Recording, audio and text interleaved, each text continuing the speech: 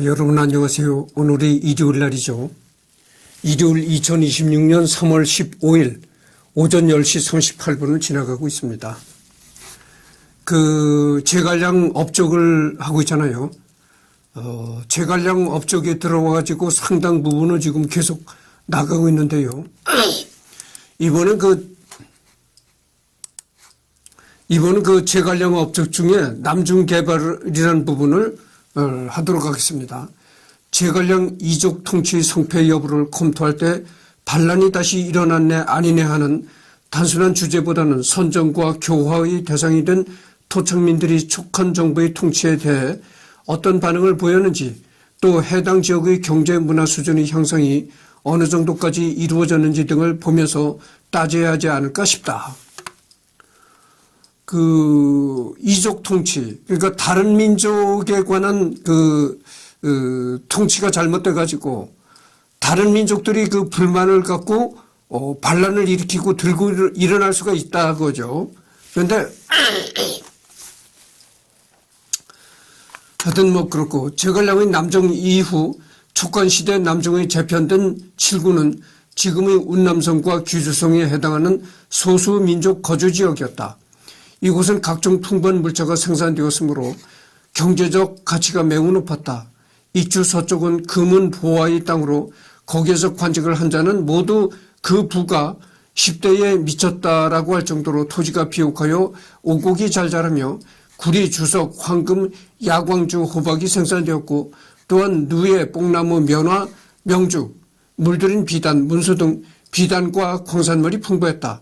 화양국지 남중지를 근거로 각 지역별 주요 생산품을 살펴보면 다음과 같다.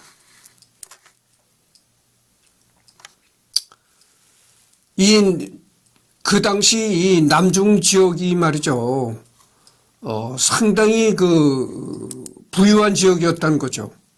그러니까 이 남중 지역은 뭐 여러 가지 산업이 발달된 지역이었었다 그죠. 그래가지고 여기 보면 구리, 주석, 황금, 뭐 호박, 야광주 뭐 등등, 뽕나무, 누에 뭐 이런 걸로 해가지고 비단, 문수 이런 것도 발전되었고, 그래가지고 상당히 부가가치를 높게 이루는 그런 지역이었었다 이 말입니다. 자꾸 이 목이 가래가 껴서 그런데 좀 이해하시기 바랍니다. 여러분들 내가 제갈량 얘기를 하면서 제갈량 시대의 촉한에는 비단 산업을 발전시켰다 이런 얘기를 한 적이 있습니다. 그래서 중국 사람들은 비단과 이제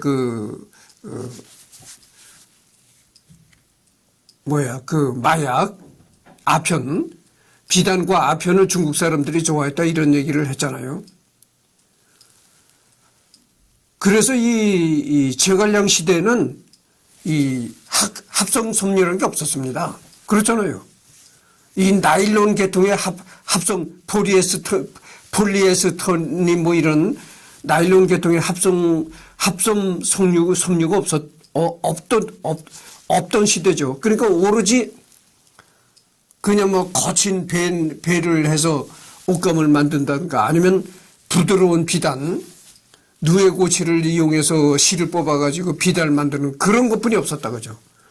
근데 여러분 지금은 어떤가요? 지금은 합성 섬유가 발전돼 가지고 이 나일론이 굉장히 발전됐잖아요. 그리고 나일론이 말이죠. 아주 누에고치로 만든 비단과 아주 촉감이나 아주 그런 게 모든 면이 조금 더 떨어지지 않는 그런 유사 비단이 또 나왔죠. 요즘엔. 그래서 이 뽕나무 누에를 쳐가지고 비단을 만들던 그런 수공예적인 비단 산업이 이제 많이 쇠퇴가 한 거죠. 화학섬유로 그렇게 비단과 똑같은 품질을 만들어내는 거예요. 그래서 요즘에 공단이라는 것도 그렇고, 그래서 이 나일론 산업이 그렇게 발전이 돼가지고 아주 나일론인데 재질은 나일론인데 아주 예전의 비단과 흡사한 감촉과 그런 그 부드러움을 지니고 있다. 그런 그 섬유도 지금 많이 생산이 되고, 그래서 흔히 말하잖아요. 유사한 그거를 나일론이다 뭐 이렇게 병원에서도 뭐 나일론 환자다 뭐 이런 얘기도 있고 그러잖아요. 그 나일론이라고 하면, 흔히 나일론이라고 하면 진품이 아닌 가품인데도 진품과 흡사한 그런 걸 나일론이다 뭐 이런 식으로 얘기를 하고 그러잖아요. 장가군, 평이현, 차와 벌꿀이 뛰어났고, 건영군에는 장송, 앵무새, 공작, 소금, 민물고기, 금과 은이 뛰어났고, 전지현에는 준마, 연현현에는 소금, 목마현에는 승마라는 약초, 당랑현에는 은납, 백동, 구슬, 비추이, 공작, 상아, 양잠, 비단. 그 다음에 비고현에는 은납, 동주석이 이제 뛰어났고, 율고현에는 주석은, 월수군에는 소금철, 옷이 뛰어났다. 이런 얘기죠. 그러니까 뭐, 이 남중 지역에도 이렇게 각 세분된 지역마다 뛰어난 이렇게 특산물들이 있었다. 그런 거죠. 그래서 이런 뛰어난 특산물 덕택에 그 지역 사람들이 비교적 안정되게 살 수 있었다 이런 얘기죠. 따라서 남중은 금은, 철, 구리, 주석 등의 지하자원과 대나무, 목재, 소금, 옷, 잠사, 비단, 말, 소양, 상하에서 각종 약재에 이르기까지 진귀한 물품이 생산되는 곳이었다. 따라서 남정을 평정한 제갈량은 이곳에서 생산되는 금, 은, 단사, 옷, 농우, 전마 등을 전략물자로 규정하고 특별관리에 들어갔다. 나중에 그는 이회를 파견하여 이 지역의 이민족들에게 징계를 하도록 했다. 내양 도독이었던 이회는 후에 인품이 공정하고 정직하다는 평가를 받았으며 형벌을 세우고 만과 복을 광범위하게 개척하여 충실하게 남중의 물자를 제공하였고 국가의 수입을 증가시켰다. 이 지역 주민들은 세금으로 농우, 전마, 금, 은, 무소 등을 바쳤다. 남중은 촉간정부의 재정을 뒷받침하는 지역으로 변모했다. 특히 이 지역은 한나라 시절부터 농사가 보급되기 전에는 가축을 키우던 곳으로 그 중에서도 말의 주요 산지로 유명해 삼국시대에도 오나라가 촉한의 말을 수입했고, 그러니까 이 남중 지역이 여러 가지로 이런 부가가치를 창출할 수 있는 그런 게 있어가지고, 촉한의 세금, 촉한이라는 나라가 이 남중 지역으로 인해서 상당히 국가의 재정을 상당히 보전할 수 있었다 이런 얘기입니다. 그러니까 한마디로 이 남중 지역이 캐시카우 지역이었다 이런 얘기죠. 현금 인출기적인 지역이었다 이런 얘기입니다. 북벌에서 조위 기병대에 맞설 전마의 보급이 촉한의 북벌에 큰 도움이 되었을 것이라는 것은 말할 나위가 없다. 더하여 남중 지역에서 행해진 개발로는 행정구역 정비, 철구리 광산의 개발, 양잠 산업 장려 등이 추가로 있다. 남중 지역에서 채굴된 대규모의 광물은 곧 촉간 화폐 생산의 원동력이 됐다. 경제 문화 수준이 상당히 낙후된 지역이었던 남중을 크게 개발하고 생산 수준을 높인 이 대규모 사업의 총지휘자가 바로 제갈량이었다고 하니 이 또한 대대로 명재상으로 칭송을 받았던 제갈량이 돋보이는 치적 중 큰 갈래라고 할 수 있겠다.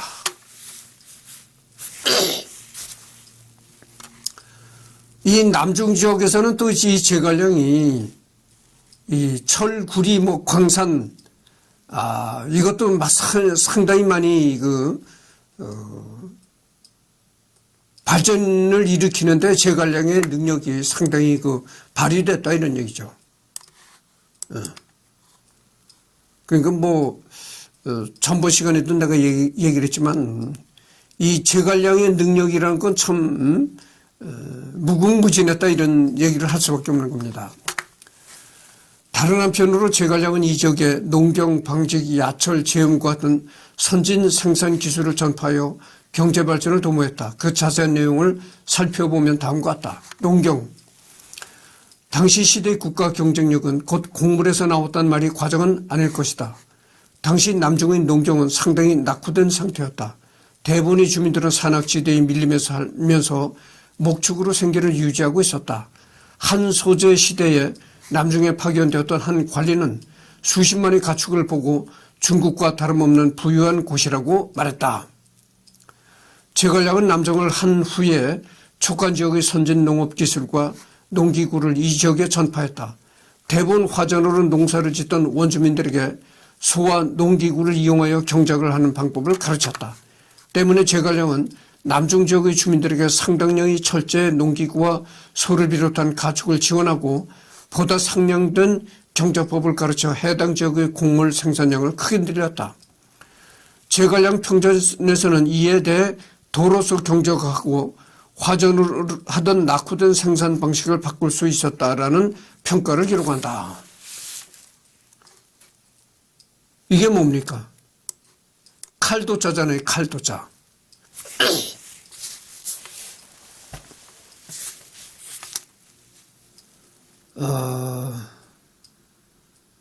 그러니까 전부 다 농업도 사람 손으로 하던 그런 시절이었었는데 원시 시대죠. 서기 200년 되니까.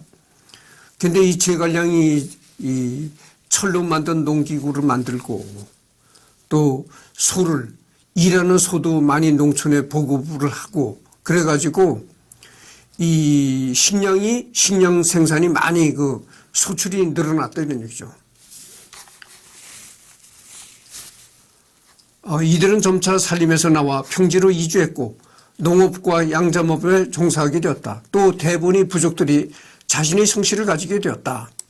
그러니까 이제 외딴 산 골짜기에서 이런 데서 이제 화전민으로 생활하던 그런 자연인 비슷하게 살아가던 사람들이 전부 다 이제 평지로 내려와 가지고 정상적인 농업과 양잠업을 했다 이거죠. 누에고치를 기르고.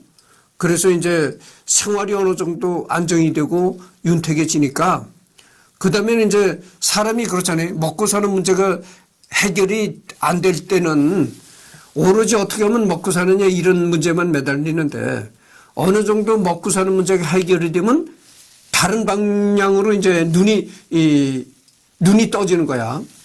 그래서 어느 정도 먹고 사는 문제가 해결이 되니까 이제 성씨와 이름. 화전민 생활을 할 때는 제대로 된 이름도 없고 성씨도 없이 살았다 이거죠. 근데 이제 어느 정도 평지로 내려와서 정상적인 농업을 하고 양잠업을 하고 그래서 생활이 안정되고 하다 보니까 그때서부터 자기 성과 이름을 갖는 그런 것이 이제 그런 풍토가 조성이 되었다 이런 얘기죠. 소수민족들이 산악지대를 떠나 평야지대로 이주하게 됨을 따라서 방목을 했던 소나말도 농업에 활용되었다. 이에 따라서 남중의 농업 생산력은 급속도로 증가하게 되었다. 또 자신의 성씨에 대한 관념이 없었던 원주민들이 성씨를 알게 되어 남중의 사회생활도 크게 변모했다. 방직 기술이 도입된 이후로 남중의 경제도 획기적으로 변모했다. 지금은 이 방직 기술이 참 아주 부가가치가 낮은 그런 산업이잖아요. 부가가치가 낮은 낙후된 산업이 방직 기술이라고 그러는데 서기 200년대에는 그렇지 않았던 거죠. 이 방직 기술이 상당히 고부가가치를 고부가가치를 지닌 그런 그거였다. 산업이었다 이거죠. 이 산악지대에서 생활한다고, 산악지대에서 화전민 생활한다고 하니까 좀 내가 얘기를 해드리겠습니다. 지금도 이 TV 방송을 보면 자연인이다 해가지고 많이 나오잖아요. 자연인들이 이제 산속에 들어가서 사는 그런 것도 많이 나오는데 여러분들 말이죠. 함부로 산속에 이렇게 들어가서 살지 마십시오. 그래서 이 TV에 나오는 자연인으로 살아가는 사람들 보면 말이죠. 대부분 산주입니다. 그 산을 소유한 산주들이 대부분 자기가 소유한 산에 들어가서 사는 거예요. 그렇지. 이 산을 한편 가지지 못한 사람은 자연인도 못하는 겁니다. 생각해 보세요. 구규림, 이 전부 산이 구규산인데, 나라산인데 거기 함부로 들어가서 살 수 있겠어요?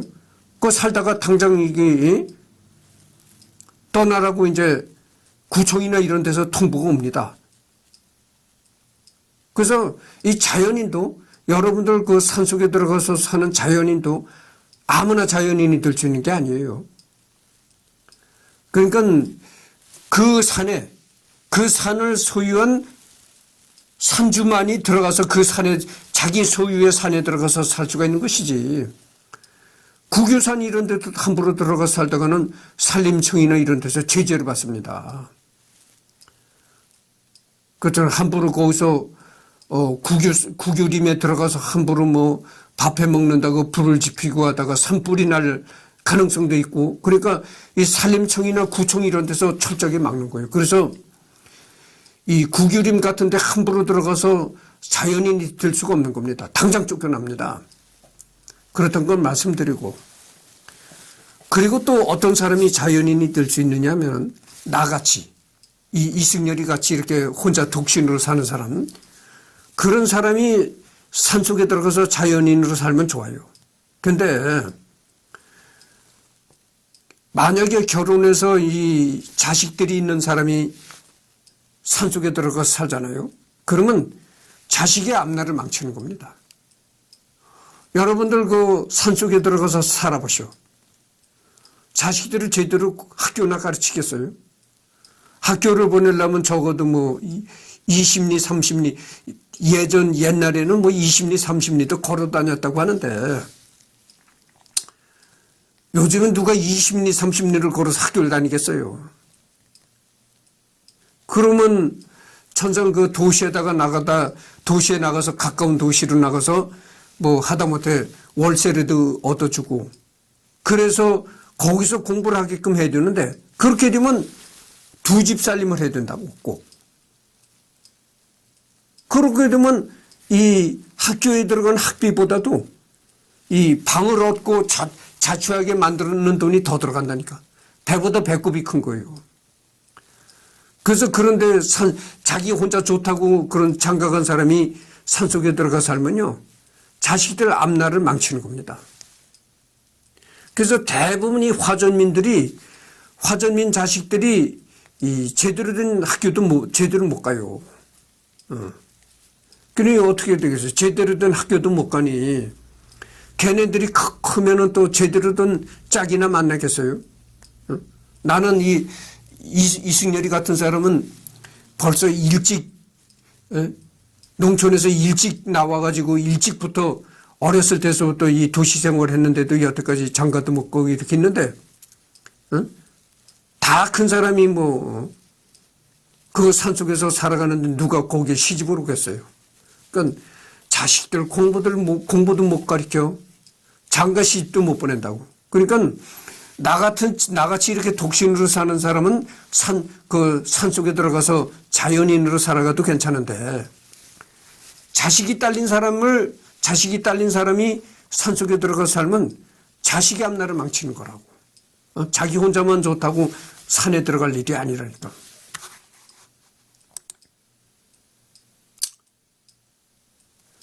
그리고 역시 사람이라는 건 이렇게 사람인들이 많이 모여서 사는 이런 마을이나 도시에서 살아야지. 내가 아까 방금 전에도 얘기를 했지만 자연인으로 살아가는 사람들은 그 산이 자기 소유의 산이라고. 그래서 자기 소유의 산에다가 장례삼 같은 거 심고 이래서 그거를 관리하느라고 이렇게 들어가 있는 사람들이라고. 제염사업, 일상생활에서 소금은 필수적이다. 남중에는 풍부한 소금의 산지가 있었지만 제염 기술이 낙후되어 효과적으로 활용을 하지 못했다. 앞에서 거론했다시피 소금은 국가의 중요한 전략 물자이기도 했다.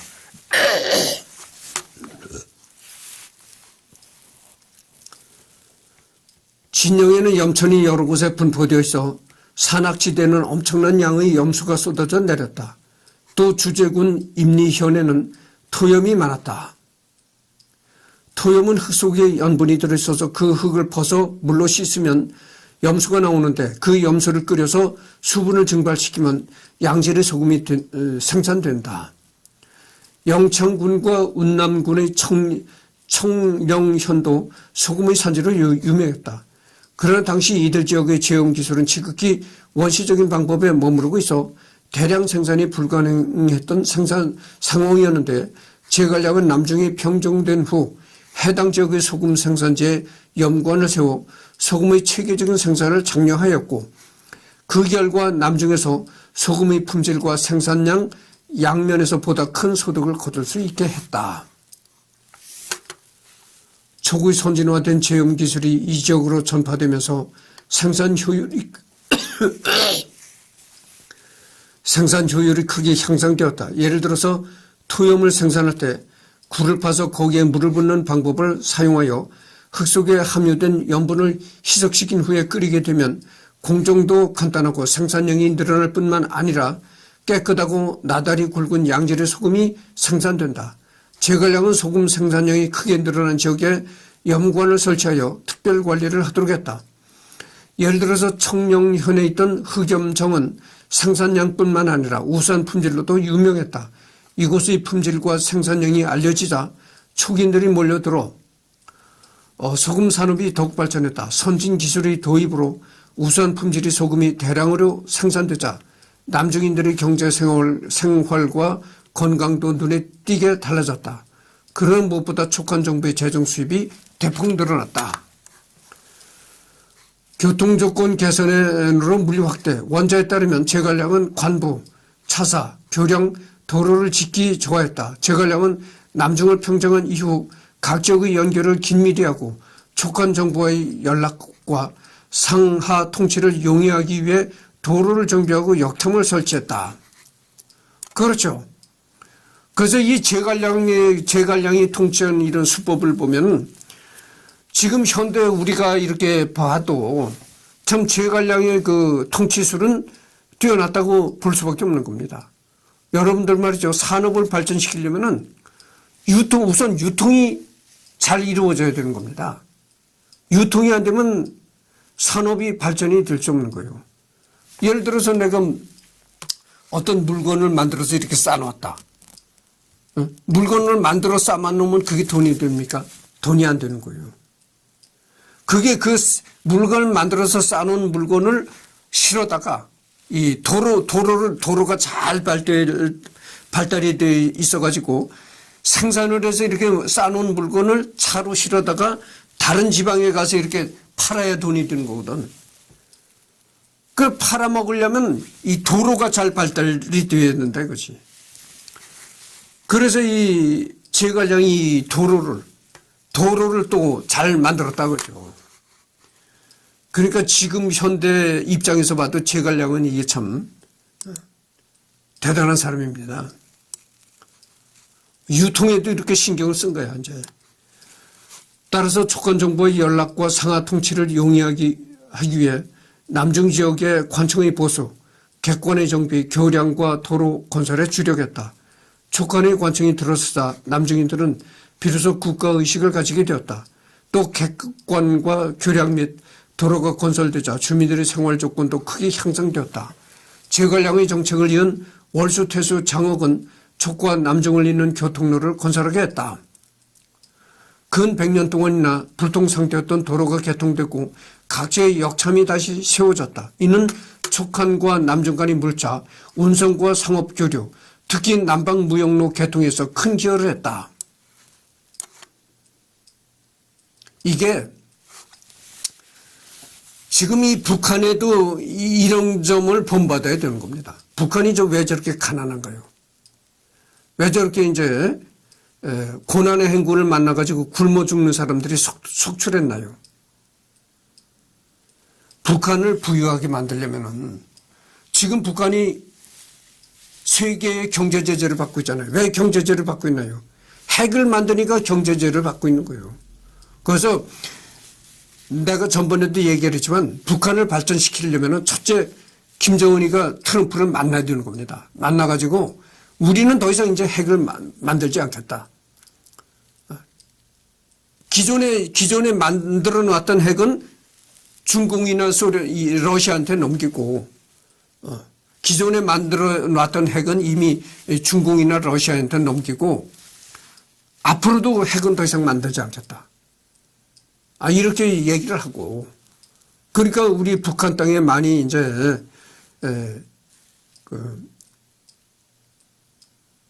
이 경제 제재를 풀어주고 많이 투자해달라. 이렇게 선언을 해야 되는 겁니다. 그런 다음에 2차로 또 뭘 해야 되느냐. 나는 더 이상 북한을 통치해가지고 내가 호의호식하고 싶지 않다. 내가 좀 이렇게 좀 덜 먹고 덜 입더라도 우선 우리 북한 주민들이 다 잘 살게 되기를 나는 바란다. 그래서 나는 지금 이 호의호식을 누리는 권자를 영원히 내가 누리고 싶지 않다. 난 그래서 이 사회를 개방을 시켰다. 개방을 시키고 나는 평범한 국민으로 돌아가겠다. 그렇게 되면요, 모든 걸 북한을 개방을 시켜야 되는 겁니다. 외국인들이 자유로 돌아다니고, 이 제갈량이 그렇다는 거죠. 그러니까 어느 사람이든 간에 북한에 와서 자유롭게 돌아다니고, 이렇게 사람이 자유롭게 돌아다니는 개방이 되어야 사람이 오고 가고, 사람이 오고 가는 건 어떻게 되죠? 돈이 오고 간다는 얘기가 되는 거예요. 그렇게 개방을 시키면 돈 없는 사람도 오겠지만 돈 많은 사람도 투자하러 온다 이거죠. 그러니까 경제가 발전이 되는 거예요. 사람이 자유롭게 이렇게 오고 가야 하다못해 얻어먹을 떡고물이라도 생기는데 딱 막아놓고 세계는 다 경제 제재를 하고 그러니까 뭘 어떻게 살겠어요. 그러니까 굶어 죽는 거예요. 생각해 보시오. 북한을 개방시켜서 전 세계 사람들이 모여들고 투자자들이 모여들고 해보시오. 왜 굶어 죽나? 굶어 죽을 일이 없는 거예요. 하다못해 외국인이 와서 사업하는 사업장에 하다못해 날품팔이를 하러 나가도 먹고 살 수가 있는 거예요. 그래서 첫째는 이 경제를 발전시키려면 개방을 시켜야 되는 거예요. 그런데 자기가 평생 해먹으려고 그렇게 사회를 개방시키게 되면은 평생 자기가 해먹을 수 있는 길이 없어지는 거야. 그러니까 평생 자기가 호의호식을 하려고 자기 혼자 호의호식을 하려고 개방을 안 시키는 거야. 개방을 시키는 즉시 독재 정치를 할 수가 없는 거거든. 독재 정권이 무너지는 거예요. 그러면은 그렇게 북한을 개방시키고 하면요. 그렇게 북한을 개방시키고 모든 세계 사람들이 자유롭게 드나들고 경제가 발전이 되고 북한에도 김씨 일가가 대대로 해먹는 것이 아니고 이 주기적으로 다른 지도자가 바뀌고 이렇게 되면요. 그러면 진짜 연방제 통일까지도 생각해 볼 수가 있다니까. 그렇잖아요. 그렇게 북한이 그렇게 변하면요. 우리 싸우지 말고 연방제 통일하자. 이렇게 나올 수가 있는 거예요. 그렇게 되면 대한민국도 반대할 이유가 없는 거예요. 김일성이가 연방제 통일하자고 주장했는데 왜 그거를 반대하고 나오겠어요. 그 반대한 이유가 뭐냐면은 북한이라는 곳은 이미 김씨 일가가 사유화를 했다고죠. 자기 개인의 소유물로 전락을 시켰기 때문에 그래서 이게 연방을 할 수가 없는 거라니까. 연방제 평화통일을 할 수가 없는 거라니까. 제갈량의 이 도보. 그러니까 몇천 년 전에 제갈량이 이렇게 본을 받아야 된다니까. 제갈량의 도보. 낙후된 남중 지역에는 문자가 없었으므로 중대한 사건이 발생하면 주로 맹세를 하는 것으로 대신했다. 역사는 다음과 같은 기록을 남겼다. 이 남중 지역은 그래서 지금 30분을 경고했습니다. 이 남중 지역은 문자가 없었다는 거예요.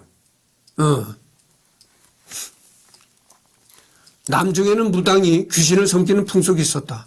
어떤 일이 있어서 맹세를 할 경우는 돌을 풀러 묶어서 대신했다. 관리들은 이것을 보고 맹세의 여부를 판단했다. 제갈량은 이러한 실정을 파악하고 주민들을 계몽시키기 위해 도보를 제작했다. 사서에 따르면 제갈량의 아들 제갈청은 그 그림을 잘 그렸다고 한다. 상고에 따르면 제갈량도 그림을 잘 그렸다고 한다.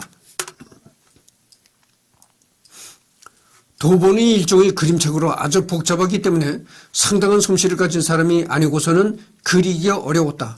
당나라 대의 장언원은 역대 명화기에서 제갈 무후의 부자가 모두 그림을 잘 그렸다고 했다.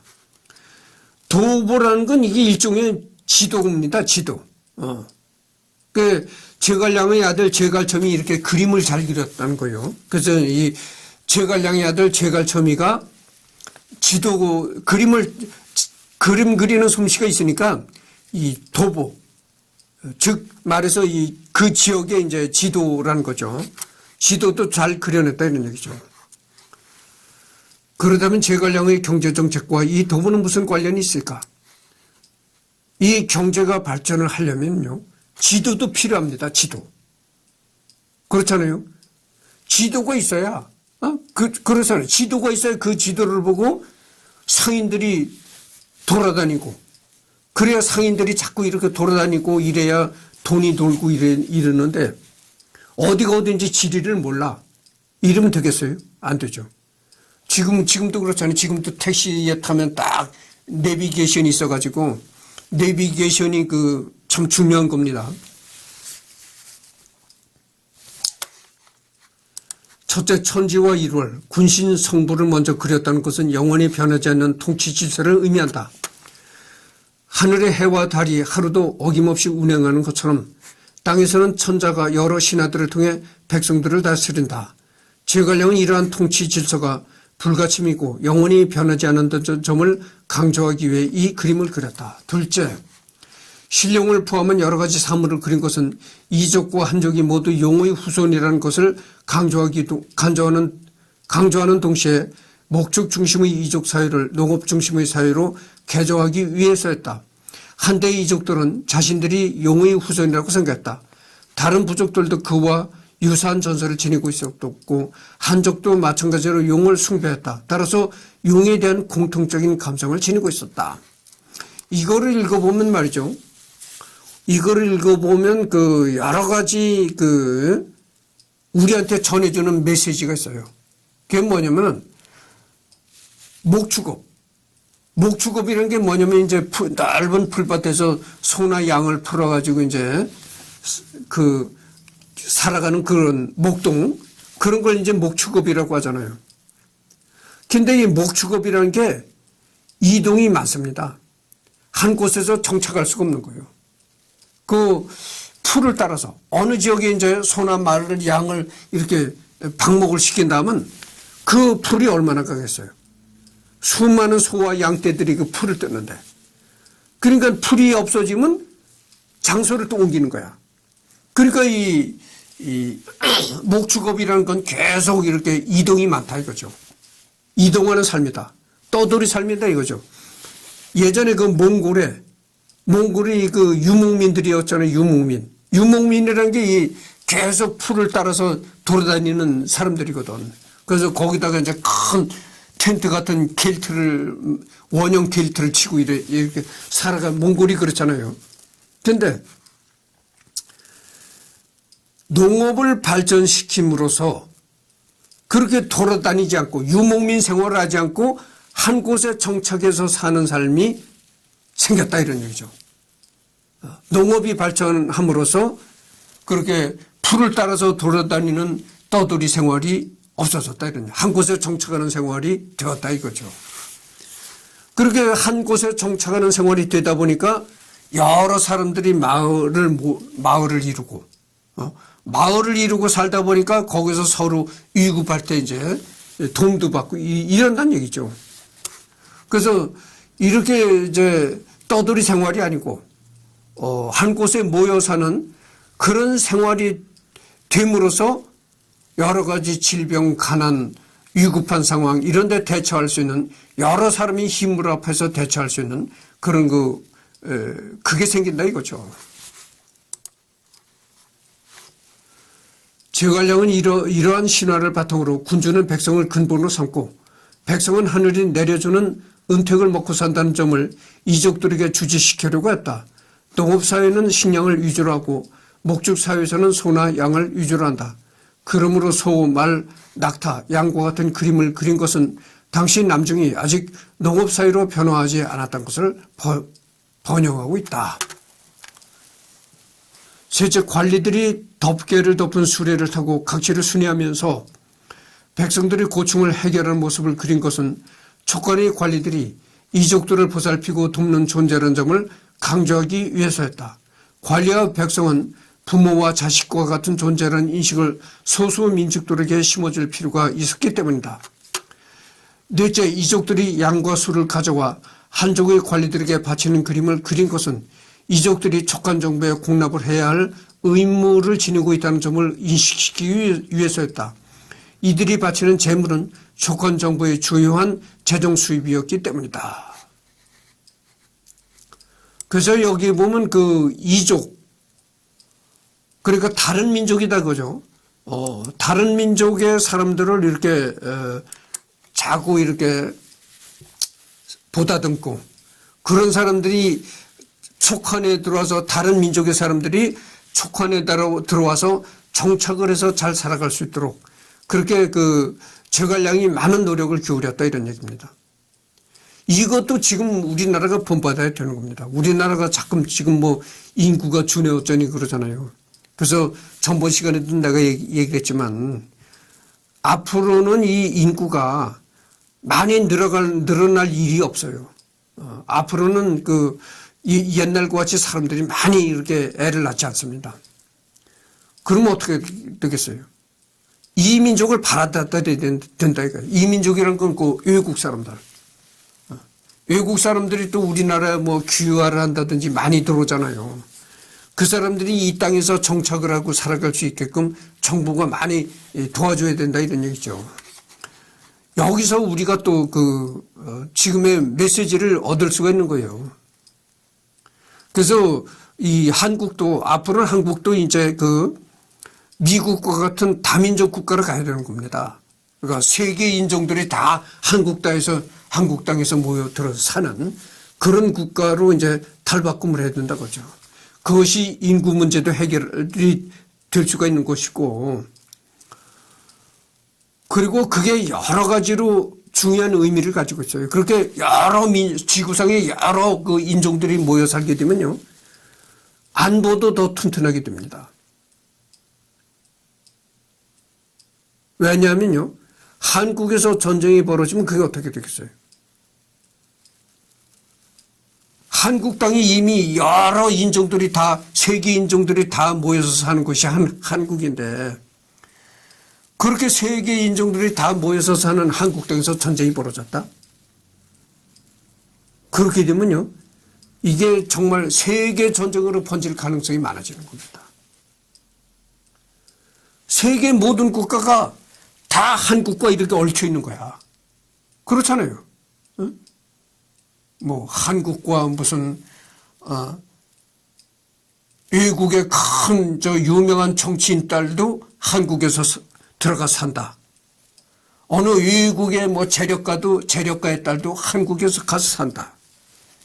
다 세계가 한국과 얽힐 수밖에 없는 거야. 그래서 한국이 전쟁 나면 곧 세계전으로 번질 가능성이 많기 때문에 안보가 오히려 함부로 전쟁이 안 일어난다 이거죠. 그런 면도 있다 이거예요. 그리고 줄어가는 인구 문제도 해결할 수가 있고 그렇다는 얘기죠. 따라서 제갈량이 도보를 그린 것은 간명한 방법으로 한족 봉건사의 정치, 경제문화적 관념을 남방의 소수민족들에게 심어주기 위해서였다. 이 도보를 남방의 소수민족들이 중시한 것은 우선 제갈량이 그들의 전설인 용의 후손이라는 것을 인정했기 때문이다.